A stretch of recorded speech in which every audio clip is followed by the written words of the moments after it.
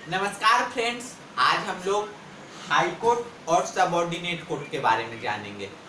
तो चलिए शुरू करते हैं। हाई कोर्ट तो हमारे संविधान के अनुच्छेद 214 में ये कहा गया है कि there shall be a high court in each state. अब यहीं से डिस्प्यूट शुरू होता है।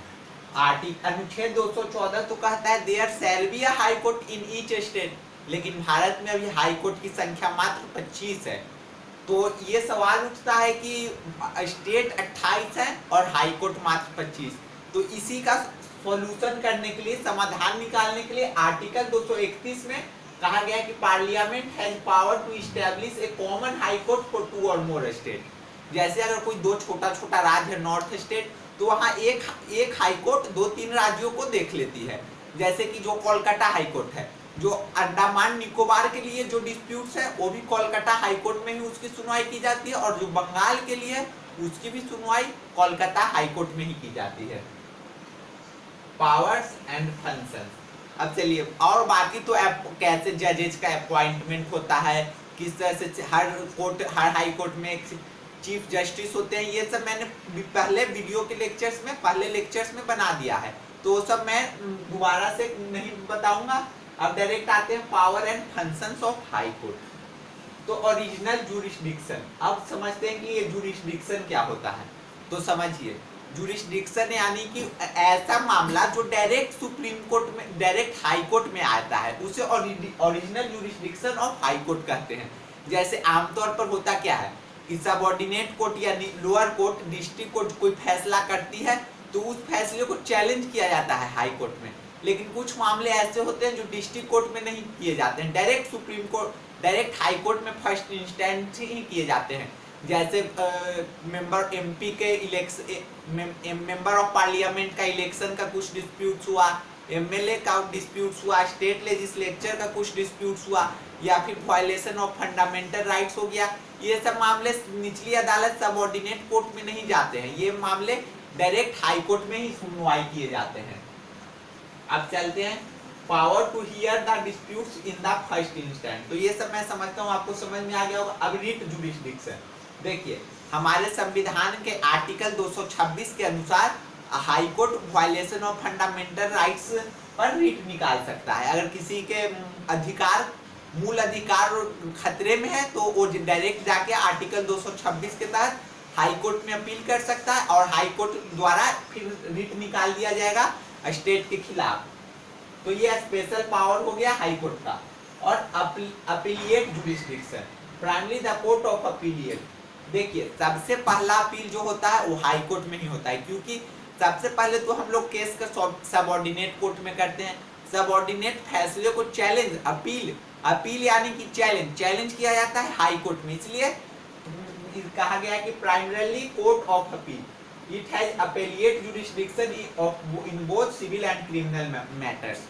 सिविल मैटर्स में भी, मान लीजिए कि डाइवोर्स का मैटर, शादी ब्याह का मैटर, या फिर कोई और सिविल मैटर, और फिर क्रिमिनल मैटर को भी चैलेंज किया जा सकता है। लेकिन चैलेंज करने का ऑर्डर सिविल कोर्ट या क्रिमिनल कोर्ट द्वारा दिया जाएगा तभी चैलेंज किया जा सकता है। जैसे मान लीजिए कि अगर सिविल कोर्ट ने किसी को डेथ सेंटेंस दे दिया, किसी को मृत्यु दंड दे दिया, तो मृत्यु दंड के साथ साथ सिविल कोर्ट, ये क्रिमिनल कोर्ट, सिविल कोर्ट तो दे ही नहीं सकता, माफ कीजिएगा, क्रिमिनल कोर्ट किसी को मृत्यु दंड देता है, तो फिर क्रिमिनल कोर्ट ये साथ में लिखित में देगा कि आप अपील कर सकते हैं हाई कोर्ट में। अगर उसने यह नहीं दिया तब आप अपील नहीं कर सकते, इसकी मंजूरी लेना पड़ेगा लोअर कोर्ट से। अगर सुप्रीम कोर्ट में अपील किए तो आपको हाई कोर्ट से यह मंजूरी लेना होगा।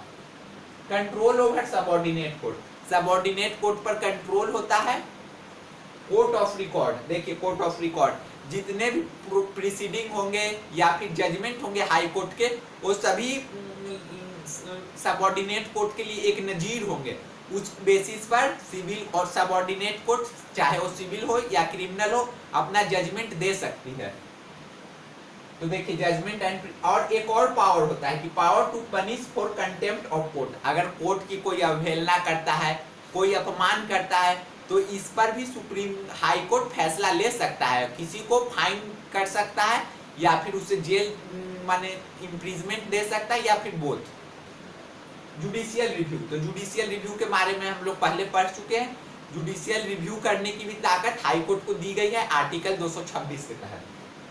अब समझते हैं सबऑर्डिनेट कोर्ट। तो देखिए सबऑर्डिनेट कोर्ट जो होता है, सबसे पहले तो हम जानते हैं कि इसे सबऑर्डिनेट कोर्ट क्यों कहा गया है। ये सबऑर्डिनेट नाम वर्ड को समझना बहुत जरूरी है।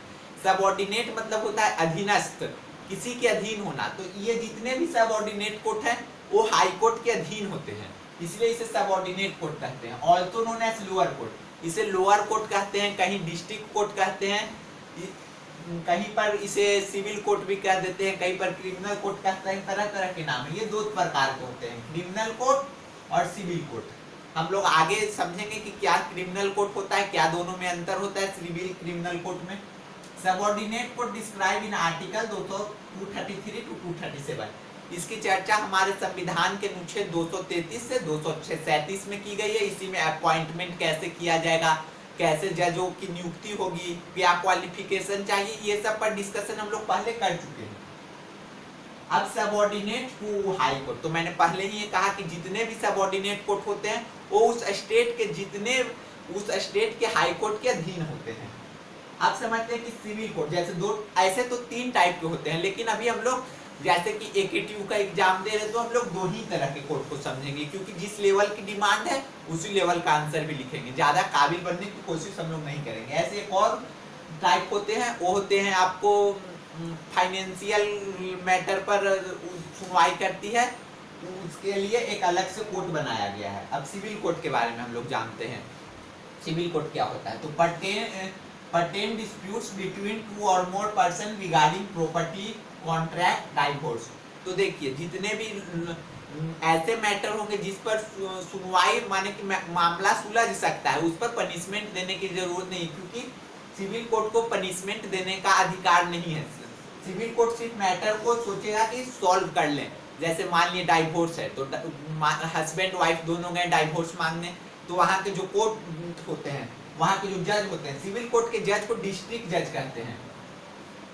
तो डिस्ट्रिक्ट जज साहब कहेंगे कि पहले आप लोग सोच लीजिए, समझ लीजिए, दोनों को मनाएंगे कि मत रुसिए, खुलिए, अपना आराम से मैटर, जीवन बहुत लंबा होता है, समझाएंगे, बहुत देर तक समझाते हैं। फिर उनके माता पिता भी वहीं पर रहेंगे, दोनों सब उनको भी समझाएंगे कि देखिए रिश्ता बहुत नाजुक होता है, आराम से चलिए, और तुरंत फिर 6 महीना बोलेंगे कि साथ में आप लोग रहिए, उसके बाद दे सकते हैं। सबसे पहले तो जब भी डाइवोर्स लेना होगा, तो पति को जब भी डाइवोर्स लेना होता है वो शादी के 1 साल बाद ही ले सकता है, लेकिन अगर पत्नी को डाइवोर्स लेना है तो शादी के अगले दिन अपील कर सकती है डाइवोर्स के लिए। Don't award any punishment, matter dispose according to the civil procedure law. देखिए हमारे यहाँ 3 तरह के लॉ हैं, एक civil code of criminal procedure, code of criminal procedure, code of civil procedure और IPC। तो डिस्ट्रिक्ट जो सिविल कोर्ट डिस्ट्रिक्ट जज होते हैं वो फैसला court of civil procedure law से करते हैं, वो क्रिमिनल प्रोसीजर लॉ और IPC में इंटरफेयर नहीं कर सकते। अब क्रिमिनल कोर्ट के बारे में समझते हैं। तो क्रिमिनल कोर्ट में जो जज होते हैं उन्हें सेशन जज कहते हैं।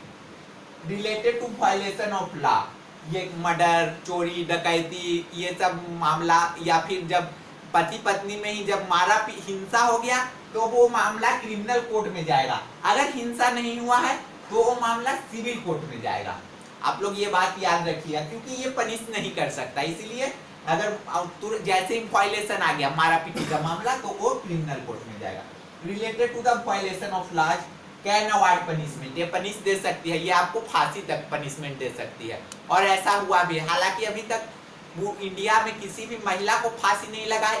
एक शबनम है जिस पर अभी सुप्रीम कोर्ट ने फैसला सुना दिया है फांसी का, लेकिन अभी तक उसे फांसी दी नहीं गई है। Can award punishment, cases dispose by IPC and CRPC, civil code of criminal procedure के तहत 1973 और IPC 1860। ये जितना भी जजमेंट करेगा, फैसला करेगा, वो IPC 1860 के तहत करेगा और CRPC 1973 के तहत करेगा। मैं आशा करता हूं कि आपको ये पूरा वीडियो समझ में आया होगा। अब हम लोग एक वीडियो और इस टॉपिक पर करेंगे, फिर हमारा यूनिट 2 पूरी तरह से समाप्त हो जाएगा। धन्यवाद।